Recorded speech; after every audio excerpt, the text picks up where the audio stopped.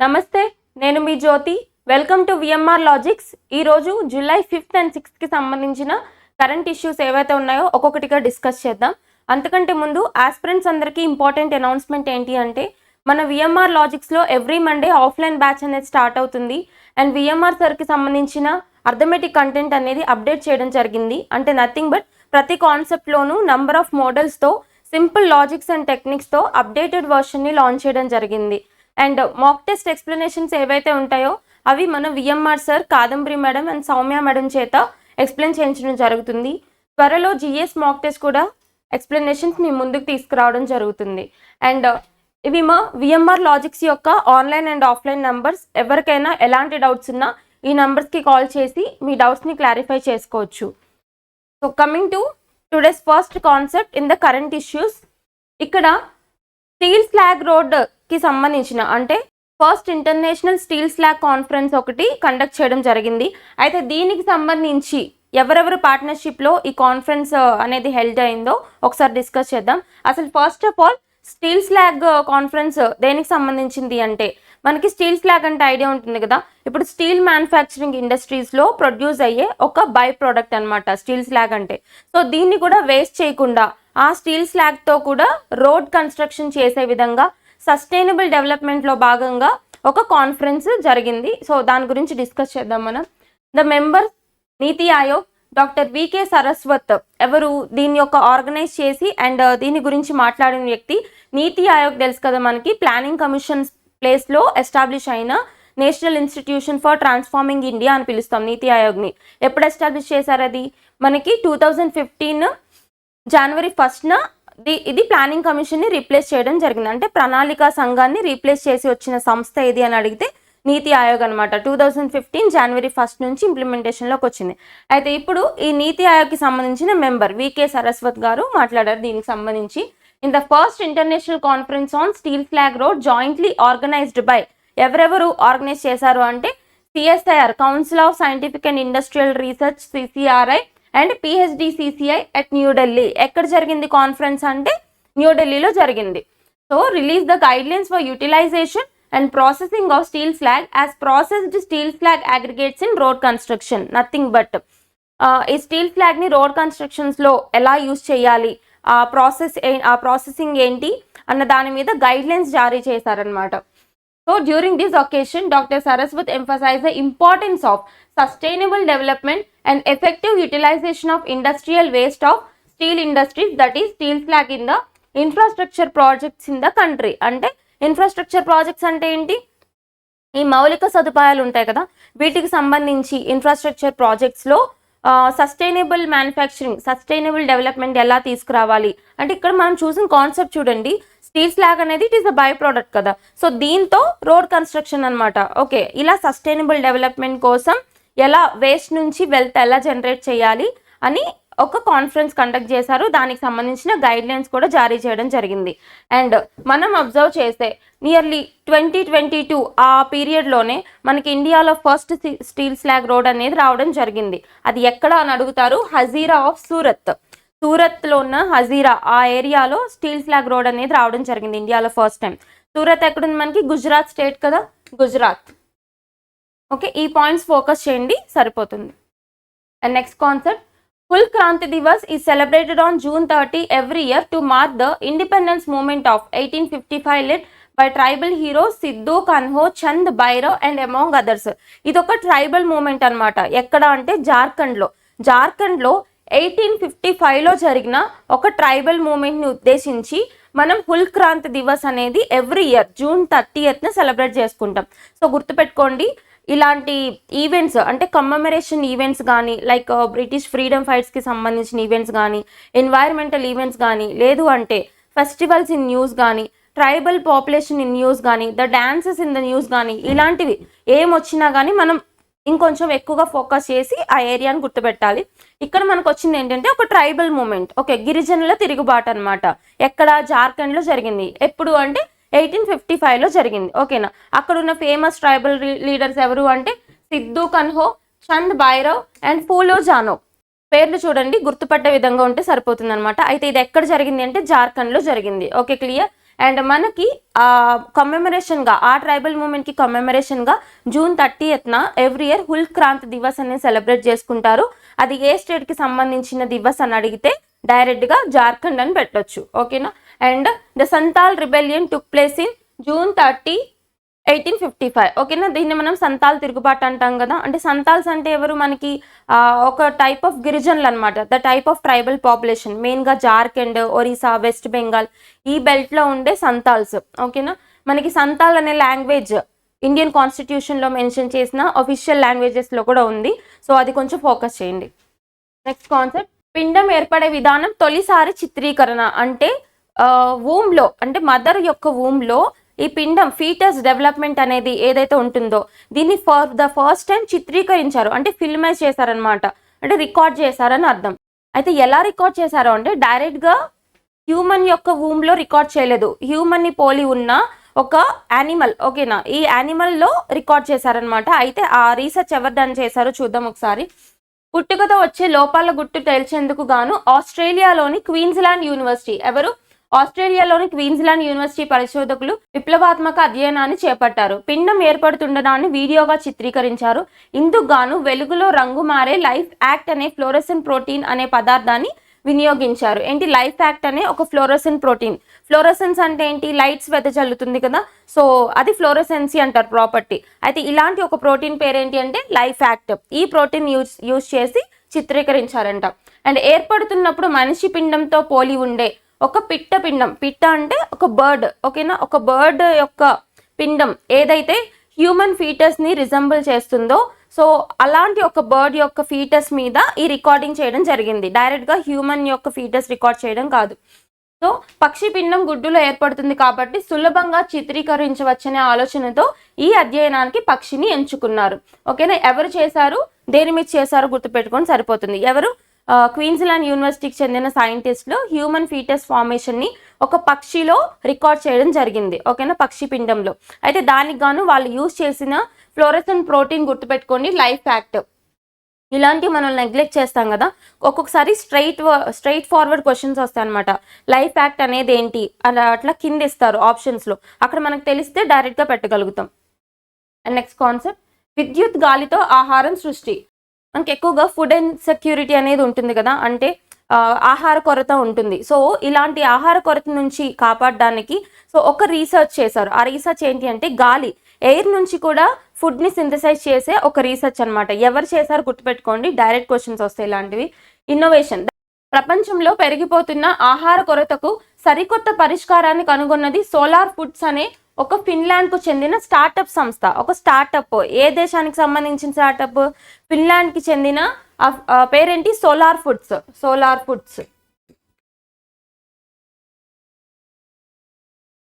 Foods అనేది ఒక startup సంస్థ, అంటే అంకుర సంస్థ అనమాట. ఏ దేశానికి సంబంధించిన అంకుర సంస్థ ఆహార కొరతను తగ్గించే విధంగా గాలి నుంచే ఫుడ్ పార్టికల్స్ని, అంటే ఆహారాన్ని సృష్టించే విధానాన్ని కనిపెడుతూ వార్తల్లో నిలిచింది అని అడిగితే ఫిన్లాండ్కి సంబంధించిన స్టార్టప్ పేరేంటి, సోలార్ ఫుడ్స్. డైరెక్ట్గా గుర్తుపెట్టుకోండి సరిపోతుంది. And next concept, China has become world leader in creative AI technology by filing patents much faster than any other country. ఇక్కడ వచ్చిన కాన్సెప్ట్ ఏంటి అంటే చైనా అనేది క్రియేటివ్ ఏఐ ఉంది కదా, ఓకే, ఆర్టిఫిషియల్ ఇంటెలిజెన్స్లో ఎక్కువ పేటెంట్స్ని నమోదు చేసిన దేశంగా న్యూస్లోకి వచ్చింది. అర్థమైందా, అంటే మనం ఏదైనా కానీ ఒక ఇన్నోవేషన్ చేస్తే దానికి పేటెంట్ తీసుకుంటారు కంపల్సరీ. ఎందుకు అంటే వేరే ఎవరు కూడా దాని మీద రైట్స్ లేకుండా అండ్ వేరే ఎవరు కూడా మీ ఇన్నోవేషన్ని వాళ్ళు కాపీ చేయకుండా ఉండడానికి పేటెంట్స్ అనేవి తీసుకోవాలి కంపల్సరీ, ఇది మాత్రం ఓకే. అలా ఆర్టిఫిషియల్ ఇంటెలిజెన్స్ రంగంలో భాగంగా, అంటే కృత్రిమ మేధ రంగంలో భాగంగా ఎక్కువ పేటెంట్స్ని ఫైల్ చేసిన దేశంగా ఏ దేశం న్యూస్లోకి వచ్చింది అని అడిగితే చైనా. ఓకేనా, గుర్తుపెట్టుకుందాం. And new information from the UN shows that China has filed 6 times as many patents as the US, its main rival in the field. What is generative AI? అయితే మనం ఇక్కడ చూసిన జనరేటివ్ ఏఐ ఏదైతే ఉందో, generative artificial intelligence, ఈ రంగంలోనే కదా ఎక్కువ పేటెంట్స్ ఫైల్ అయ్యాయని చెప్పారు. అయితే అసలు జనరేటివ్ ఏఐ అంటే ఏంటో చూద్దాం. It is the term for advanced algorithms that can learn from current data sets and make new text, images, music and computer code. Nothing but ఇదొక కంప్యూటర్ ఆల్గోరిథం అనమాట. ఈ ఆల్గోరిథం ఏంటి అంటే ఇప్పుడున్న డేటా సెట్ని యూటిలైజ్ చేసుకుని కొత్త డేటాని సృష్టిస్తుంది. జనరేటివ్ ఏఐ అందులో భాగంగా ఏమేమి సృష్టించవచ్చు అంటే టెక్స్ట్ కానీ, ఇమేజెస్ కానీ, మ్యూజిక్ కానీ, కంప్యూటర్ కోడ్స్ కానీ, వేటినైనా కానీ జనరేట్ చేసేదాన్ని జనరేటివ్ ఏఐ అని పిలుస్తారనమాట. Okay, and the world intellectual property organisation వైపో. ఓకే, వైపో అంటే వరల్డ్ ఇంటెలెక్చువల్ ప్రాపర్టీ ఆర్గనైజేషన్. అంటే ప్రపంచం మొత్తం మీద ఈ ఇంటెలెక్చువల్ ప్రాపర్టీ రైట్స్ ఏవైతే ఉంటాయో, అంటే ఈ మేధో సంపత్తికి సంబంధించిన రైట్స్ ఉంటాయి కదా, ఫర్ ఎగ్జాంపుల్ పేటెంట్స్ అంటాము, కాపీ రైట్స్ అంటాము, ట్రేడ్ మార్క్స్ అంటాము, ఇట్లా నంబర్ ఆఫ్ థింగ్స్ ఉంటాయి అనమాట. ఇవన్నిటిని కలిపి ఇంటెలెక్చువల్ ప్రాపర్టీ రైట్స్ అని పిలుస్తాం, మనం ఐపీఆర్స్ అని పిలుస్తాం.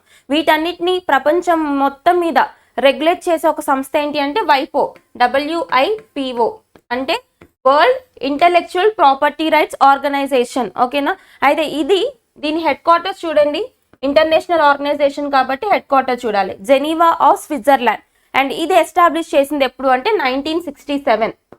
1967లో ఈ వైపోని ఎస్టాబ్లిష్ చేశారు. Clear? So the WIPO says that over 50,000 patent applications have been made in the last 10 years for this technology. Nothing but ఈ జనరేటివ్ AI టెక్నాలజీ అంటే ఏంటో చూసాం కదా. ఈ టెక్నాలజీకి సంబంధించి last 10 yearsలో 50,000 patents only generative AI technology మీదనే ఫైల్ అయ్యాయని చెప్పేసి వైపో ఒక రిపోర్ట్ ఇచ్చింది. అండ్ ఆఫ్టర్ చైనా తర్వాత ఏ దేశాలు ఉన్నాయి, ఇండియా కూడా ఉందా లేదా అని చూద్దాం. After China US, south Korea, Japan and India are the next countries with the most inventions filed. ఓకేనా, సో ఇండియా అనేది 5th పొజిషన్లో ఉంది. ఇక్కడ గుర్తుపెట్టుకోండి, ఫస్ట్ టాప్లో ఎవరున్నారు, చైనా ఉంది. ఇందులో జనరేటివ్ AI పేటెంట్స్ ఫైలింగ్లో టాప్లో ఉన్న కంట్రీ ఏది అంటే చైనా. ఇండియా ఎన్నో ర్యాంక్లో ఉంది అంటే 5th ర్యాంక్లో ఉంది. ఈ రిపోర్ట్ ఇచ్చింది ఎవరు అంటే వైపో, world intellectual property rights organisation, headquartered in Geneva, Switzerland, established in 1967. Clear? And next concept, in July 2023, the 46th meeting of the UNESCO World Heritage Committee will be held in New Delhi at the Bharat Mandapam. So, new ఢిల్లీలో ఒక అంతర్జాతీయ సదస్సు జరగబోతుంది కాబట్టి important. అది దేనికి సంబంధించింది అంట, యునెస్కో అంటే united nation education scientific cultural organization అని పిలుస్తాం. సో యునెస్కోకి సంబంధించిన వరల్డ్ హెరిటేజ్ కమిటీ అంటే ఏంటి, ప్రపంచంలో ఉన్న వారసత్వపు సంపదల యొక్క ఒక సమ్మిట్ అన్నమాట. ఈ మీటింగ్ ఎక్కడ జరగబోతుంది అంటే న్యూఢిల్లీలో జరగబోతుంది. న్యూఢిల్లీలో భారత మండపం ఉంది కదా, సో అక్కడ జరగబోతుందంట. ఎన్నో ఎడిషన్, సో 46th ఎడిషన్ అనేది యునెస్కోకి సంబంధించిన మీటింగ్ న్యూఢిల్లీలో జరగబోతుంది. డైరెక్ట్గా గుర్తుపెట్టుకోండి, హోస్ట్ నేషన్ ఏది అంటే India, New Delhi. So this important meeting is set to take place from July 21st to July 31st and India's Prime Minister Narendra Modi will open it. అంటే inaugural session ఎవరు అంటే నరేంద్ర మోడీ గారు. So over 2,500 people from 195 countries, 195 దేశాల నుంచి participate చేయబోతున్నారు. Including state parties, advisory groups and heritage experts are attending this event. So what is the world heritage committee? అసలు ఈ world heritage committee అంటే ఏంటో చూద్దాం. The world heritage committee is an important part of 1972 UNESCO world heritage convention. యునెస్కోకి సంబంధించిన world heritage convention ఏదైతే జరిగిందో 1972లో, దాని ఆధారంగా ఏర్పడిన ఒక కమిటీ అన్నమాట. అది మనకి వరల్డ్ హెరిటేజ్ కమిటీ అంటే నథింగ్ బట్, డైరెక్ట్గా గుర్తుపెట్టుకోండి, ప్రపంచంలో ఉన్న మన వారసత్వపు కట్టడాలు ఏవైతే ఉంటాయో, అర్థమైందా, హెరిటేజ్ అంటారు వారసత్వం. సో ఈ వారసత్వపు కట్టడాలు ఏవైతే ఉంటాయో వీటికి సంబంధించి ఒక కమిటీ అన్నమాట. వాటిని గుర్తించి వాటిని కన్సర్వ్ చేసే ఒక కమిటీ. ఓకే, దాన్ని వరల్డ్ హెరిటేజ్ కమిటీ అంటారు. ఇది 1972 యునెస్కో వరల్డ్ హెరిటేజ్ కన్వెన్షన్ ఆధారంగా ఏర్పడిన ఒక కమిటీ. దీనికి సంబంధించిన మీటింగ్ అనేది న్యూఢిల్లీలో జరగబోతుంది. ఎన్నో సెషన్ అంటే 46th సెషన్. నెక్స్ట్, వాయు కాలుష్యంతో ఏటా 33,000 మరణాలు. అంటే ఎయిర్ పొల్యూషన్, వాయు కాలుష్యం అంటే ఎయిర్ పొల్యూషన్. ఎయిర్ పొల్యూషన్తో 1 yearకి, ఏటా అంటే 1 yearకి ఎన్ని మరణాలు నమోదవుతున్నాయంటే 33,000 మరణాలు నమోదవుతున్నాయంట, exclusively due to air pollution. So చూద్దాం, వాయు కాలుష్యం కారణంగా భారత్లో 2008-19 మధ్య కాలంలో ఏటా 33,000 మరణాలు సంభవించాయని లాన్సెట్ అధ్యయనం పేర్కొంది. లాన్సెట్ రిపోర్ట్స్ ఇంపార్టెంట్ మనకి, లాన్సెట్ LANCET. ఓకే, ఇక్కడ ఇచ్చిన రిపోర్ట్ లాన్సెట్ ఇచ్చింది. సో గుర్తుపెట్టుకోండి, 1 yearకి 33,000 deaths exclusively due to air pollution అంట. ఓకే, అండ్ ప్రపంచ ఆరోగ్య సంస్థ ప్రమాణాల కన్నా కాలుష్యం స్థాయి ఎక్కువగా ఉండడంతో 10 నగరాల్లో ఈ మరణాలు సంభవించాయని పేర్కొంది. సో అంటే WHO ఉంది కదా, వరల్డ్ హెల్త్ ఆర్గనైజేషన్, దీని యొక్క స్టాండర్డ్స్ కంటే ఇంకా ఎక్కువగా ఉండడం వల్ల, ఈ ఎయిర్ పొల్యూషన్ లిమిట్స్ అనేవి ఇంకా ఎక్కువగా ఉండడం వల్ల ఈ మరణాలు సంభవించాయంట. అయితే ఎక్కువగా కొన్ని సిటీస్లోనే ఈ డెత్స్ అనేవి రిపోర్ట్ అయ్యాయి. ఆ సిటీస్ ఏంటో చూద్దాం ఒకసారి.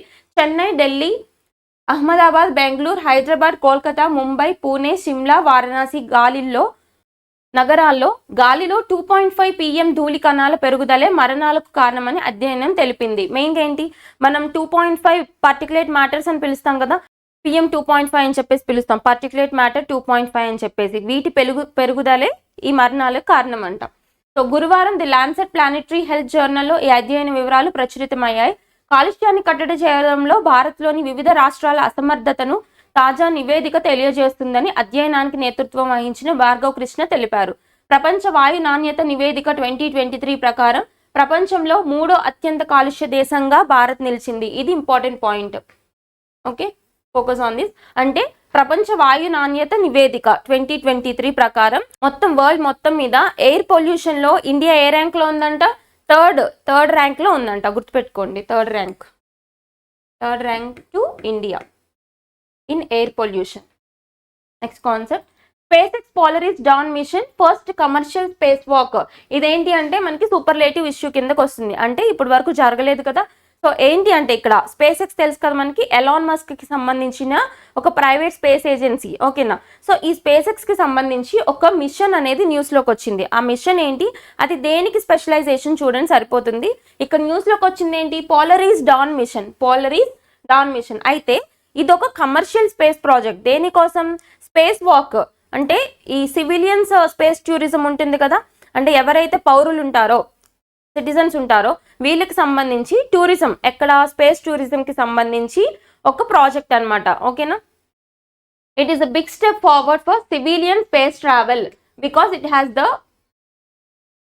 It is a big step forward for civilian space travel because it has the first private extravehicular activity or spacewalk and its crew is made up of only civilians. అంటే space walk చేయబోతున్నారు civilians కూడా టూరిజంకి వెళ్ళి, అంటే స్పేస్కి టూరిజంకి వెళ్ళి అక్కడ space walk చేయబోతున్నారు అనమాట. ఓకేనా. ఆ ప్రాజెక్ట్ ఎవరు తీసుకొచ్చారంటే స్పేస్ ఎక్స్ ఎవరికి సంబంధించింది అంటే ఎలాన్ మస్క్ కి సంబంధించిన సంస్థ. ఆ ప్రాజెక్ట్ పేరేంటి అంటే పోలరీస్ డాన్ మిషన్. అమరావతిలో మరో ప్రతిష్టాత్మక విద్యా సంస్థ. ఇక్కడ ఆంధ్రప్రదేశ్ రీజనల్ ఇష్యూస్లో భాగంగా అమరావతిలో ఒక విద్యా సంస్థ, ఒక ప్రెస్టీజియస్ ఎడ్యుకేషనల్ ఇన్స్టిట్యూషన్ అనేది రాబోతుంది. దాని యొక్క పేరేంటో చూద్దాం. XLRI బిజినెస్ స్కూల్ త్వరలో తన ప్రాంగణాన్ని అమరావతిలో నెలకొల్పనుంది. జంషెడ్పూర్ ప్రధాన కేంద్రంగా నడిచే XLRI భారత్లో ప్రముఖ బిజినెస్ స్కూళ్లలో ఒకటి. గత టీడీపీ హయాంలో తూళ్లూరు మండలం ఐనవోల్లో ఈ సంస్థకు 50 ఎకరాలను కేటాయించారు. 2018 జూన్లో ఒప్పందం కూడా జరిగింది. తర్వాత జగన్ సర్కార్ దెబ్బకు ఈ విద్యా సంస్థ నిర్ణయాన్ని మార్చుకుంది. తాజాగా మళ్ళీ చంద్రబాబు నాయుడు సర్కార్ కొలువు తీరడంతో తమ ప్రాంగణాన్ని అమరావతిలో ఏర్పాటు చేసేందుకు ముందుకొచ్చింది. అంటే నథింగ్ బట్ ఈ యొక్క మెమరాండం అనేది రీసెంట్దే కాదు, ఎప్పుడుదో అంటే ప్రీవియస్ 2019 కంటే ముందు చంద్రబాబు నాయుడు గారి గవర్నమెంట్ ఉంది కదా మనకి, తెలుగుదేశం పార్టీ గవర్నమెంట్, అప్పుడే వీళ్ళు ఒప్పందం చేసుకున్నారు. అయితే ఆ గవర్నమెంట్ పడిపోవడంతో వీళ్ళు ఆలోచన మార్చుకున్నారనమాట. మళ్ళీ ఇప్పుడు ఎస్టాబ్లిష్ చేయబోతున్నారు. అయితే ఆ ప్లేస్ గుర్తుపెట్టుకోండి, తూళ్లూరు మండలం ఐనవోలు. ఓకే, తూళ్లూరు మండలం ఐనవోలులో ఒక స్కూల్ రాబోతుంది, ప్రెస్టీజియస్ బిజినెస్ స్కూల్. అదేంటి అంటే XLRI. సో అలాంటి ఇష్యూస్ ఏవైతే ఉన్నాయో అవి మెమరాండమ్స్లో భాగంగా అడుగుతారు రీజనల్ ఇష్యూస్లో. నెక్స్ట్ కాన్సెప్ట్, ప్రపంచంలోనే తొలి CNG బైక్ వచ్చేసింది. అంటే CNG కంప్రెస్డ్ న్యాచురల్ గ్యాస్ అంటారు కదా, దీనికి సంబంధించి మనకి ఆటోస్, క్యాబ్స్ ఇవే ఉన్నాయి ఇప్పటి వరకు. సో బైక్ అనేది లేదనమాట. ఇప్పుడు ఫస్ట్ CNG బైక్ అనేది వచ్చింది. అది ఏ సంస్థ తీసుకొచ్చిందో చూద్దాం. బజాజ్.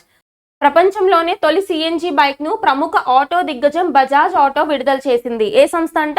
బజాజ్ ఆటో సంస్థ విడుదల చేసింది. ఫ్రీడమ్ 125 పేరుతో దీన్ని లాంచ్ చేసింది. పేరేంటి? ఫ్రీడమ్ 125. ఫ్రీడమ్ 125 అనేది న్యూస్లోకి వచ్చింది. అదేంటి అంటే వరల్డ్లోనే ఫస్ట్ CNG బైక్. ఎవరు లాంచ్ చేశారు అంటే బజాజ్ ఆటో సంస్థ. నెక్స్ట్ వన్, రికార్డు స్థాయిలో దేశీయ ఆయుధాల ఉత్పత్తి. ఇది డిఫెన్స్ మినిస్ట్రీకి సంబంధించిన ఒక రిపోర్ట్ అనమాట. అంటే డిఫెన్స్ అంటే రక్షణ రంగం ఉంది కదా, భారతదేశ రక్షణ రంగం, ఇండియన్ డిఫెన్స్కి సంబంధించిన ఒక రిపోర్ట్.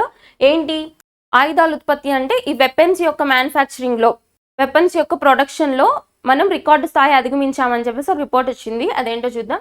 భారత వార్షిక ఆయుధ ఉత్పత్తి రికార్డు స్థాయికి చేరిందని రక్షణ మంత్రి రాజ్నాథ్ సింగ్ తెలిపారు. మనకు తెలుసు మినిస్ట్రీ ఆఫ్ డిఫెన్స్ ఎవరు, రాజ్నాథ్ సింగ్ గారు. నెక్స్ట్, భారత్ లో తయారీ కార్యక్రమం అనేక కొత్త మైలురాళ్లను అధిగమించిందన్నారు. 2022-23లో దేశీయ ఆయుధ ఉత్పత్తి విలువ 1,08,684 కోట్లుగా ఉండేదని చెప్పారు. అయితే 2023-24లో 16.8% వృద్ధితో అది దాదాపు 1.27 లక్షల కోట్లకు చేరిందన్నారు. అంటే విత్ ఇన్ 1 year లోనే ఇంత ఇంప్రూవ్ అయిందనమాట. ఎంత అప్పట్లో 1.8 ఉండేది, ఇప్పుడు 1.27 lakh crores కి పెరిగిందనమాట. ఏంటి, డిఫెన్స్ మ్యానుఫ్యాక్చరింగ్ ఇండియాలో. సో ఇది స్వాగతించదగ్గ పరిణామం అని ప్రధానమంత్రి నరేంద్ర మోడీ పేర్కొన్నారు. జస్ట్ చూడండి, మినిస్ట్రీ ఆఫ్ డిఫెన్స్ కి సంబంధించిన ఒక రిపోర్ట్ అనమాట ఇది. ఏంటి అంటే డిఫెన్స్ ప్రొడక్షన్ మనకి ఎంత 1.8 lakh crores ఉండేది, విత్ ఇన్ 1 year లో ఎంత వృద్ధి 16.8% పెరిగి 1.27 lakh crores కి పెరిగింది. నెక్స్ట్, బ్రిటన్ ఎన్నికల్లో ఏఐ అభ్యర్థి ఓటమి. ఇది మనం విత్ ఇన్ ప్రీవియస్లీ ఒక 10 days బిఫోర్ చూసాం కదా. ఏంటి, ఆర్టిఫిషియల్ ఇంటెలిజెన్స్ కి సంబంధించిన ఒక అభ్యర్థి, అంటే బ్రిటన్ యొక్క ఎలక్షన్స్ లో ఒక ఏఐ అభ్యర్థి పోటీ చేస్తున్నారు అని చెప్పేసి మనం చూసాం. అంటే నథింగ్ బట్ అతను మనిషే, కాకపోతే అతనికి సంబంధించిన ఒక ఏఐ మోడల్ని సృష్టించి అతన్ని మాత్రం ప్రచారంలో దింపారనమాట. అక్కడ తను గెలిస్తే ఆ హ్యూమనే గెలుస్తారు, కానీ ప్రచారం చేసింది మాత్రం అతని యొక్క ఆర్టిఫిషియల్ ఇంటెలిజెన్స్ మోడల్ అనేసి మనం చూసాం. ఓకే, స్టీవ్ అని చెప్పి చదువుకున్నాం. అయితే దానికి కంటిన్యూషన్ ఈ టాపిక్. అదేంటి అంటే ఈ ఏఐ అభ్యర్థి ఎవరైతే పోటీ చేశారో అతను ఓటమి పాలయ్యారని చెప్పేసి ఒక న్యూస్ వచ్చింది. చూద్దాం ఒకసారి. బ్రిటన్ సార్వత్రిక ఎన్నికల్లో కృత్రిమ మేధ ఏఐ కూడా బరిలో నిలిచింది. ఏఐ స్టీవ్ పేరిట ప్రజల నుంచి ఓట్లను కోరింది. సో 179 మంది మాత్రమే అభ్యర్థికి ఓటు వేశారు. దాంతో బ్రైటన్ పెవిలియన్ నియోజకవర్గంలో చివరి స్థానానికి పరిమితం కావాల్సి వచ్చింది. ఏ నియోజకవర్గం అంటే కాన్స్టిట్యువెన్సీ కూడా చూడండి, ఏ కాన్స్టిట్యువెన్సీ నుంచి ఫస్ట్ ఏఐ అభ్యర్థి పోటీ చేశారు బ్రిటన్లో అని అడిగితే ఏంటది, పెవిలియన్ నియోజకవర్గం. ఓకేనా. అయితే వర్చువల్ అసిస్టెంట్లు, ఆటోమేటెడ్ కస్టమర్ సర్వీస్ ఏజెంట్ల నుంచి న్యూస్ యాంకర్లు, వర్చువల్ టీచర్ల వరకు ఈ కృత్రిమ మీద దూసుకుపోతుంది. మనం చూసాం కదా, న్యూస్ యాంకర్స్ ఉన్నారు, టీచర్స్ ఉన్నారు. ఫర్ ఎగ్జాంపుల్ ఇండియాలో యాంకర్ ఫస్ట్ ఏఐ యాంకర్ ఎవరు అంటే సనా, ఆజ్ తక్ న్యూస్ ఛానల్లో వచ్చారు. అండ్ టీచర్ కేరళకు సంబంధించి ఐరిస్ అనే టీచర్ వచ్చారు. ఓకే, క్రిస్టియన్ భూమి అని చెప్పేసి మనకి అగ్రికల్చర్ రంగంలో కూడా వచ్చారనమాట. సో ఇవన్నీ లింక్ చేసుకుని చదవండి. అండ్ ఈ నేపథ్యంలోనే వ్యాపారవేత్త స్టీవ్ కార్ట్కు తన స్థానంలో ఏఐ అభ్యర్థిని నిలబెట్టాలనే ఆలోచన వచ్చింది. సో ఏఐ అవతార్ను వినియోగించారు. ఏఐ స్టీవ్ పేరుతో నామినేషన్ సమర్పించి ఎన్నికల బరిలోకి దిగారు. ఈ అభ్యర్థి కార్ తరపున నిల్చుంది, ప్రచారంలో పాల్గొంది. బ్రిటన్ ఎన్నికల్లో పోటీ చేసిన తొలి వర్చువల్ అభ్యర్థిగా ఏఐ స్టీవ్ చరిత్ర సృష్టించినప్పటికీ ఓటర్లను ఆకట్టుకోవడంలో విఫలమయ్యారు. అంటే నథింగ్ బట్ అంటే ఫస్ట్ ఏఐ అభ్యర్థిగా రికార్డు సృష్టించినప్పటికీ ఈయన గెలవలేకపోయారు అని చెప్పేసి ఆర్టికల్ కవర్ అయింది. సో జస్ట్ గుర్తుపెట్టుకొని సరిపోతుంది. బ్రిటన్ ఎన్నికల్లో పెవిలియన్ నియోజకవర్గం నుంచి ఏఐ స్టీవ్ పోటీ చేసి ఓడిపోయారనమాట. Next, women entrepreneurship platform and TransUnion CIBIL partner to launch Seher programme to empower women entrepreneurs. ఇదేంటి అంటే డైరెక్ట్ గా ఒక మెమరాండమ్ ఇన్ ద న్యూస్, మనకి పిఐబి ఆర్టికల్ ఇది. ఓకేనా. సో ఫోకస్ చేయండి. ఏంటి అంటే సెహర్ ప్రోగ్రామ్ అనేది రీసెంట్ గా న్యూస్ లో ఉంది. ఇది దేనికి సంబంధించింది అని అడిగితే ఇది ఒక మెమరాండమ్. దేనికి సంబంధించింది, మహిళా సాధికారత, విమెన్ ఎంపవర్మెంట్ కి సంబంధించిన ఒక మెమరాండమ్ అనమాట. ఏంటిది అది, Seher. Very very important. Seher programme, SEHER. Direct గా అడుగుతారు ఇట్లాంటి క్వశ్చన్స్. ఓకేనా. అయితే ఈ యొక్క మెమరాండం అనేది ఎవరెవరికి మధ్య జరిగిందంట, ఒకటి విమెన్ ఎంటర్‌ప్రెన్యూర్‌షిప్ ప్లాట్ఫామ్ కి అండ్ ట్రాన్స్ యూనియన్ సిబిల్. అంటే ఏంటంటే ఇది ఒక క్రెడిట్ రేటింగ్ ఏజెన్సీ, ఇండియాలో సిబిల్ అని పిలుస్తాం కదా మనం. సో ఈ రెండింటికి మధ్య జరిగిన మెమరాండం అనమాట. స్క్రిప్ట్ చూద్దాం. Seher will increase awareness among women entrepreneurs in India about finances and accessing and managing credit. అంటే విమెన్ ఎంటర్‌ప్రెన్యూర్‌షిప్ కి సంబంధించి అవేర్నెస్ ఇండియాలో క్రియేట్ చేసే విధంగా ఈ సెహర్ ప్రోగ్రామ్ అనేది వర్క్ చేస్తుంది. దాని objective, India has 63 million MSME entrepreneurs, of which around 20% are women owned, employing as many as 27 million people. అంటే మొత్తం ఇండియాలో 63 MSMEs ఉన్నాయంట. అంటే MSMEs అంటే చిన్న మధ్య తరహా పరిశ్రమలు అంటారు కదా, మైక్రో మీడియం స్మాల్ ఎంటర్ప్రైజెస్ అని చెప్పేసి. సో ఇందులో 63 million ఉంటే అందులో మ్యాక్సిమం 20% ఆఫ్ 63 million లో ఆ 20% కూడా విమెన్ ఎంటర్‌ప్రెన్యూర్సే ఉన్నారు అనేసి ఒక ఆర్టికల్ కవర్ అయింది. అండ్ ఈ సెహర్ ప్రోగ్రామ్ ఇంకొంచెం సక్సెస్ అయితే ఈ నంబర్ ఇంకా పెరిగి విమెన్ ఎంటర్‌ప్రెన్యూర్‌షిప్ ఇంకా ఇంక్రీజ్ అవుతుంది అనేసి చెప్తున్నారు. Next concept, Hungary has taken over the rotating presidency of the Council of European Union for 6 months with its focus on enhancing EU competitiveness. Nothing but European union కి సంబంధించిన council మండలి. Okay, దీనికి నూతనంగా ఏ దేశం 6 నెలల వ్యవధికి ప్రెసిడెన్సీగా వ్యవహరించబోతుంది అని అడుగుతారు. Direct question. Hungary. Okay, international appointments లో భాగంగా చూసుకోవాలి ఇది మనం. ఏంటి అంటే హంగేరీ దేశం అనేది యూరోపియన్ యూనియన్ కి సంబంధించిన కౌన్సిల్ కి రానున్న 6 నెలలకి సంబంధించి ప్రెసిడెన్సీ టేక్ ఓవర్ చేసిందనమాట. ఓకేనా. Next one, world zoonosis day is observed annually on July 6th. In 2024 it falls on the Saturday. అంటే ఇది days in news, important days. July 6th. Okay, ఈ రోజు మనం 2 డేట్స్ చూస్తాం. ఒకటి వరల్డ్ జూనోసిస్ డే అండ్ ఇంకొకటి వరల్డ్ కోఆపరేటివ్స్ డే, అంటే సహకార రంగాల దినం అనమాట. Okay, first of all zoonosis day చూద్దాం. అది మనకి every year July 6th follow అవుతుంది. ఈ ఇయర్ సాటర్డే వచ్చింది.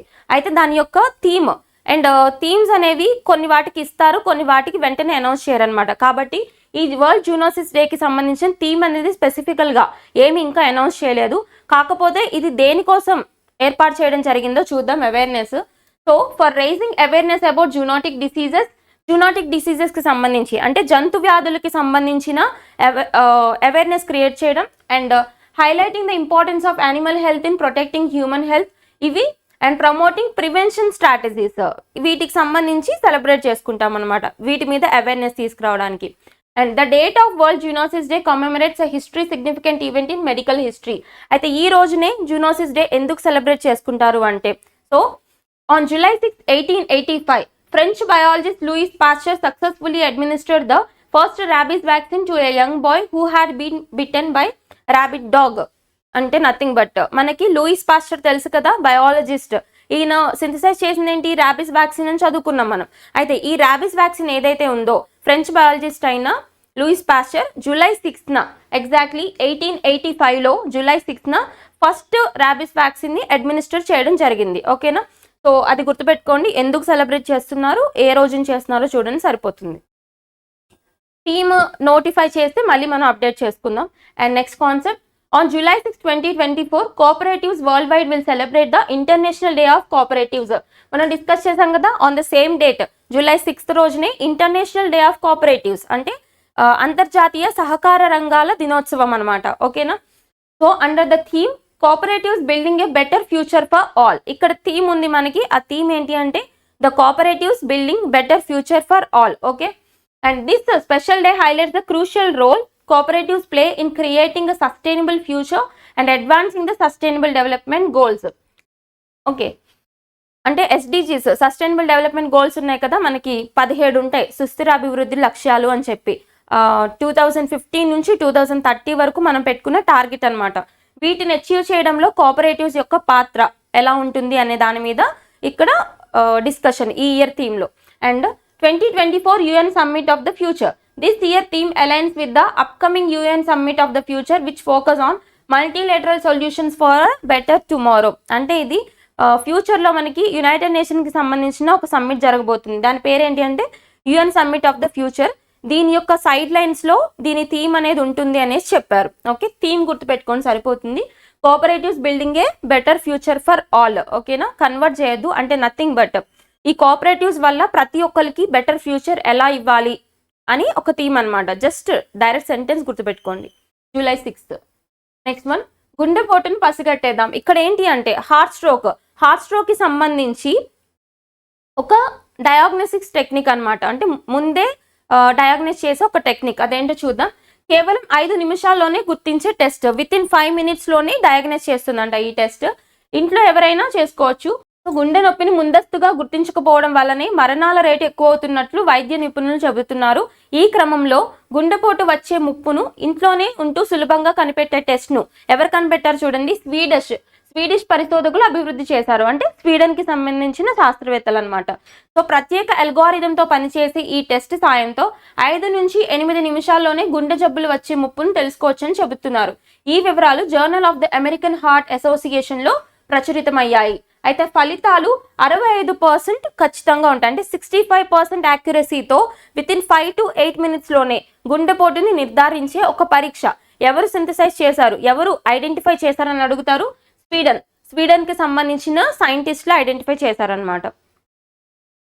నెక్స్ట్ వన్, ప్రపంచంలోనే తొలి లేజర్ యాంజియోప్లాస్టీ. ఇది కూడా సూపర్లేటివ్ ఇష్యూ. ఫస్ట్ కదా, వరల్డ్ లో ఫస్ట్, ఇండియాలో ఫస్ట్ అట్లా మనం చూసుకుంటాం కదా. సో ఇది వరల్డ్ లోనే ఫస్ట్ లేజర్ కి సంబంధించిన యాంజియోప్లాస్టీ సర్జరీ అనేది న్యూస్ లోకి వచ్చింది. ఎవరు చేశారో చూద్దాం. సో కిడ్నీ గుండె నాళాల్లో అడ్డంకులకు లేజర్ యాంజియోప్లాస్టీతో ఏకకాలంలో తొలగించి ఛత్తీస్గఢ్ రాయ్పూర్లోని డాక్టర్ భీమ్రావ్ అంబేద్కర్ దవాఖానా వైద్యులు రికార్డు సృష్టించారు. ఇది ఇండియాలోనే, ఎక్కడ, ఛత్తీస్గఢ్ రాయ్పూర్లోని భీమ్రావ్ అంబేద్కర్ హాస్పిటల్ వాళ్ళు వరల్డ్లోనే ఫస్ట్ లేజర్ యాంజియోప్లాస్టీని సక్సెస్ఫుల్గా కండక్ట్ చేశారంట. అయితే ప్రపంచంలో ఈ తరహా చికిత్స ఇదే మొదటిదని వెల్లడించారు. సో అసలు ఈ యాంజియోప్లాస్టీ ఎందుకు చేస్తారు కిడ్నీస్ లోను ఈ హార్ట్ లోను అంటే, మనకి బ్లాక్స్ ఉంటాయి కదా, ఈ ఆర్టరీస్ లో వీటిలో బ్లాక్స్ ఏర్పడతాయి కదా, వాటి వల్ల ఆక్సిజన్ సప్లై అనేది సరిగ్గా జరగదు. అంటే నథింగ్ బట్ బ్లడ్ ఫ్లో అనేది సరిగ్గా జరగదు ఆ పార్ట్స్ కి. అలా బ్లడ్ ఫ్లో జరగకపోతే ఏమవుతుంది, అసలు మెయిన్ గా బ్లడ్ ఎందుకు ఫ్లో అవ్వాలి అంటే ప్రతి ఆర్గాన్ కి, అక్కడ బ్లడ్ ద్వారా అక్కడ వెళ్ళేది ఏంటి అంటే ఆక్సిజన్ అనమాట. హిమోగ్లోబిన్ ఉంటుంది కదా బ్లడ్ లో, హిమోగ్లోబిన్ ఫంక్షన్ ఏంటి అంటే it is the carrier of oxygen to the human organs. So ఈ ఆక్సిజన్ సప్లై సరిగ్గా జరగకపోతే ఆ ఆర్గన్స్ ఫెయిల్యూర్ అయ్యే ఛాన్స్ ఉంటుంది. సో అలా అవ్వకుండా నిర్ధారించే యాంజియోప్లాస్టీ టెక్నిక్ అనమాట. అయితే యాంజియోప్లాస్టీ అనేది మనకి ఎప్పటి నుంచో ఉంది, చేస్తారు అట్లా. కానీ ఇప్పుడు న్యూస్లోకి వచ్చింది ఏంటి, లేజర్ యాంజియోప్లాస్టీ అనేది ఇప్పటి వరకు ఎవరు చేయలేదు. సో లేజర్ యాంజియోప్లాస్టీ టెక్నిక్ చేస్తూ సక్సెస్ఫుల్గా వార్తల్లో నిలిచింది ఎవరు అంటే ఛత్తీస్గఢ్కి సంబంధించిన భీమ్రావ్ అంబేద్కర్ హాస్పిటల్కి సంబంధించిన డాక్టర్స్ అనమాట. సో ఇండియాకి కాబట్టి గుర్తుపెట్టుకోవాలి. అండ్ నెక్స్ట్ కాన్సెప్ట్, గాలి సూర్యరశ్మితో తాగునీరు ఉత్పత్తి. ఇక్కడ ఎయిర్ అండ్ సోలార్ ఎనర్జీతో ఇక్కడ డ్రింకింగ్ వాటర్ అనేది ప్రొడ్యూస్ చేస్తున్నారంట. అదేంటో చూద్దాం. సో తాగునీటి సంక్షోభం మానవాళిని ఆందోళనకు గురి చేస్తున్న సమయంలో అమెరికాకు చెందిన ఓ కంపెనీ గుడ్ న్యూస్ చెప్పింది. గాలి సూర్యరశ్మి నుంచి క్యాన్డ్ డ్రింకింగ్ వాటర్ను తయారు చేస్తున్నట్టు ప్రకటించింది. స్కై వాటర్గా పిలిచే ఈ నీటి తయారీకి సూర్యకాంతితో పనిచేసే హైడ్రో ప్యానెల్స్ను వినియోగించనున్నట్లు వెల్లడించింది. జస్ట్ గుర్తుపెట్టుకోండి, అమెరికాకి సంబంధించి ఒక ఇన్నోవేషన్ అనమాట. అదేంటి అంటే గాలి నుంచి, సోలార్ ఎనర్జీ నుంచి డ్రింకింగ్ వాటర్ని ప్రొడ్యూస్ చేసే కెపాసిటీ. అయితే ఆ వాటర్కి పేరేంటంట, sky water. Okay, sky water అని రీసెంట్గా న్యూస్లోకి వచ్చింది. అదేంటి, ఎవరు ఇన్నోవేట్ చేశారు చూడండి, సరిపోతుంది. నెక్స్ట్, వివిధ వ్యక్తుల మూల కణాలతో మినీ బ్రెయిన్ ఒకటి సింథసైజ్ చేశారు. మూల కణాలు అంటే నథింగ్ బట్ స్టెమ్ సెల్స్ అంటాం కదా. సో ఈ స్టెమ్ సెల్స్ అది కూడా వివిధ వ్యక్తులు మీన్స్ డిఫరెంట్ పర్సన్స్ యొక్క స్టెమ్ సెల్స్ ని అన్నిటిని కూడా గ్యాదర్ చేసి ఒక మినీ బ్రెయిన్ ని సింథసైజ్ చేశారంట. అదేంటో చూద్దాం. వివిధ వ్యక్తుల నుంచి సేకరించిన మూల కణాలను 3D మ్యాపింగ్ తో ప్రాసెసింగ్ చేసి మినీ బ్రెయిన్ ను అభివృద్ధి చేశారు యూనివర్సిటీ ఆఫ్ కాలిఫోర్నియా. ఎక్కడికి సంబంధించిన వాళ్ళు వీళ్ళు, యూనివర్సిటీ ఆఫ్ కాలిఫోర్నియాకి సంబంధించిన పరిశోధకులు. దీన్ని కిమెరాయిడ్ గా పిలుస్తున్నారు. ఏంటి, కిమెరాయిడ్. మనం ఇలాంటి ఇన్నోవేషన్స్ లో కొన్ని టెక్నికల్ టర్మ్స్ చూస్తాం కదా, ఇవి మనం ఫోకస్ చేయాలన్నమాట. ఆర్టికల్ మొత్తం ఫోకస్ చేసినా చేయకపోయినా ఇన్నోవేషన్ ఎవరు చేశారు, అందులో వచ్చిన టెక్నికల్ టర్మ్స్ ఒక చోట పెట్టుకుని చదువుకోండి. సైన్స్ అండ్ టెక్నాలజీలో ఇలాంటివి కవర్ అవుతాయి. ఇక్కడ కిమెరాయిడ్ అంటే ఏంటి, డిఫరెంట్ పర్సన్స్ స్టెమ్ సెల్స్ నుంచి గ్యాదర్ చేసి దాని నుంచి ఒక మినీ బ్రెయిన్ సృష్టించారు కదా, దీన్ని టెక్నికల్ గా వీళ్ళు కిమెరాయిడ్ అని పిలుస్తున్నారు. డైరెక్ట్ గా అడిగే ఛాన్స్ ఉంటుంది ఇలాంటి టెక్నికల్ వర్డ్స్. సో చూడండి, యూనివర్సిటీ ఆఫ్ కాలిఫోర్నియాకి సంబంధించిన scientist, USA.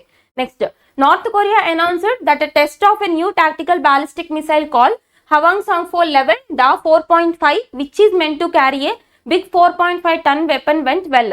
The country's official news outlet said the rocket could hit its target accurately from up to 500 km away and as close as 90 km away. ఇదేంటి అంటే north కొరియాకి సంబంధించిన ఒక missile test firing. మనం చూసుకుంటే అత్యధికంగా missiles ని ప్రయోగిస్తూ న్యూస్లోకి వచ్చే country ఏదైనా ఉంది అంటే ఫస్ట్ లైన్ లో నార్త్ కొరియానే ఉంటుంది. ఓకేనా. సో ఇక్కడ మళ్ళీ ఒక మిసైల్ న్యూస్ లోకి వచ్చింది. డైరెక్ట్ గా పేరు ఇచ్చారు కాబట్టి డైరెక్ట్ గా గుర్తుపెట్టుకోవాలి మనం. ఇక్కడ పేరు కూడా ఇచ్చారు, ఏంటది, Hwasong-411 Da-4.5 అనేది రీసెంట్ గా వచ్చిన ఒక మిసైల్ టెస్ట్ ఫైరింగ్. అయితే ఇది ఏ దేశానికి సంబంధించిన మిసైల్ అని అడిగితే డైరెక్ట్ గా గుర్తుపెట్టండి, నార్త్ కొరియా.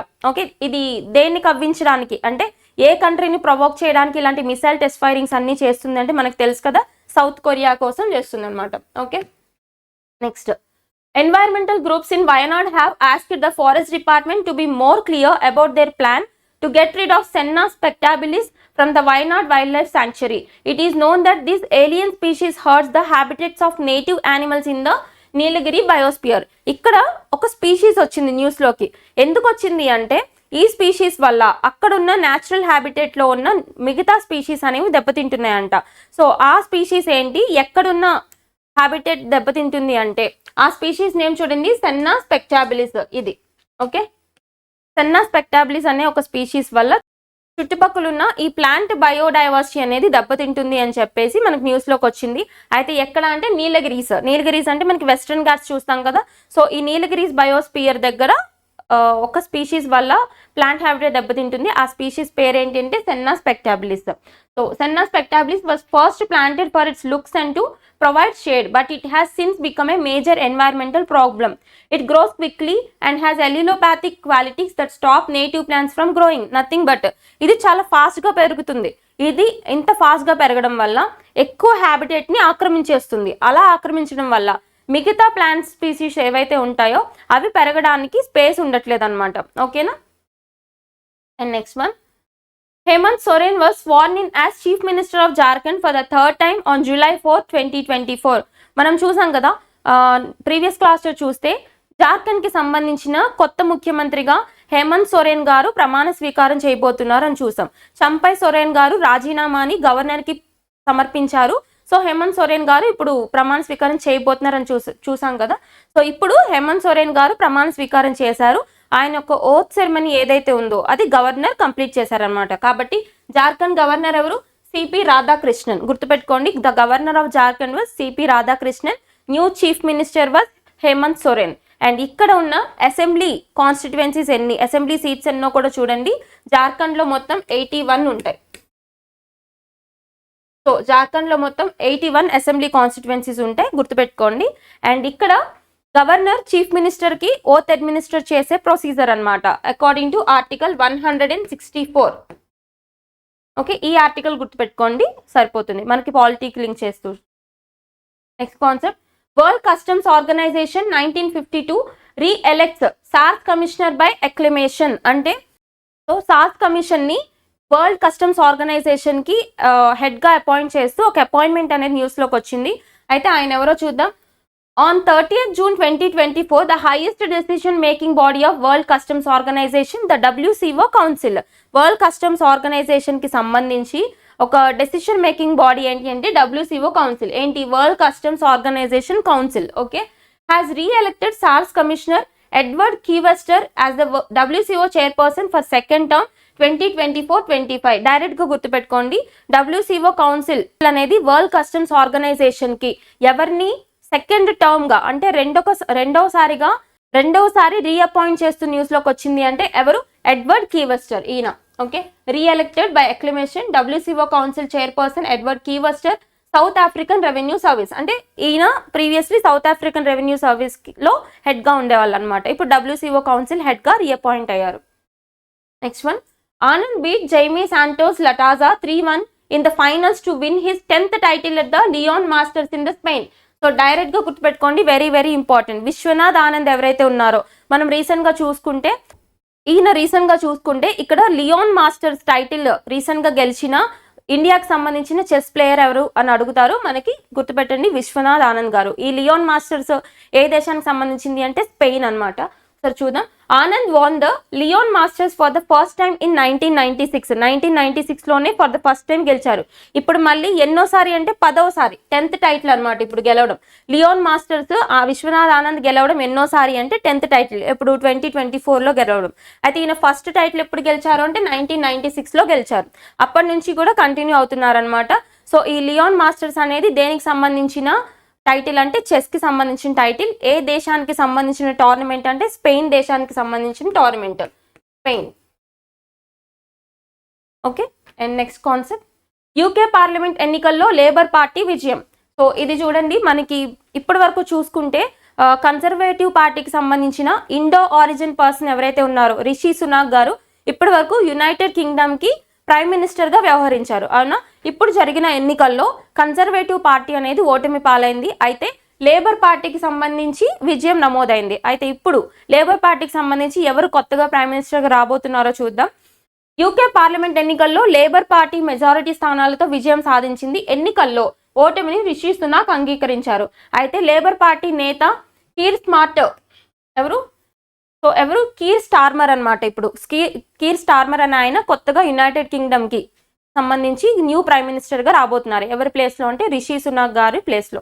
అండ్ నేడే అధికార మార్పిడి జరుగుతుందని రిషి సునాక్ తెలిపారు. కన్సర్వేటివ్ పార్టీ ఓటమికి తానే పూర్తి బాధ్యత వహిస్తానని పేర్కొన్నారు. కాబట్టి యునైటెడ్ కింగ్డమ్ కి సంబంధించి కొత్త ప్రైమ్ మినిస్టర్ ఎవరు అంటే ఇక్కడ నుంచి Keir Starmer. Very important. And next concept, Telangana రాష్ట్ర ప్రధాన ఎన్నికల అధికారిగా Sudarshan Reddy. Okay, chief election commissioner of Telangana state ఎవరు అంటే appointment in the news Sudarshan Reddy గారు అనమాట. సో తెలంగాణ రాష్ట్ర ప్రధాన ఎన్నికల అధికారిగా సుదర్శన్ రెడ్డి నియమితులయ్యారు. ఈ మేరకు కేంద్ర ఎన్నికల సంఘం ఉత్తర్వులు వెలువరించింది. ప్రస్తుత సిఈఓ వికాస్ రాజ్ ను ఈసీ రిలీవ్ చేసింది. నూతన సిఈఓగా నియమితులైన సుదర్శన్ రెడ్డి ప్రస్తుతం జిఏడి ముఖ్య కార్యదర్శిగా ఉన్నారు. ఓకేనా. సో ఈసీఐ గురించి చెప్పేది ఏంటి అంటే ఎలక్షన్ కమిషన్ ఆఫ్ ఇండియా. మొత్తం ఈ ఎలక్షన్ కమిషన్ ఆఫ్ ఇండియా గురించి చెప్పేది ఆర్టికల్ ఏంటి అంటే ఆర్టికల్ 324 కదా. ఓకేనా. అండ్ అయితే ఇప్పుడు తెలంగాణ రాష్ట్రానికి సంబంధించి కొత్తగా వచ్చిన చీఫ్ ఎలక్షన్ కమిషనర్ ఎవరు అంటే సుదర్శన్ రెడ్డి గారు. అపాయింట్మెంట్ ఇన్ ద న్యూస్ అనమాట. So that's all about the today's current affairs. ఎవరికైనా ఎలాంటి డౌట్స్ ఉన్నా కింద కమెంట్ సెక్షన్ లో పింక్ చేయండి. Keep learning. Thank you.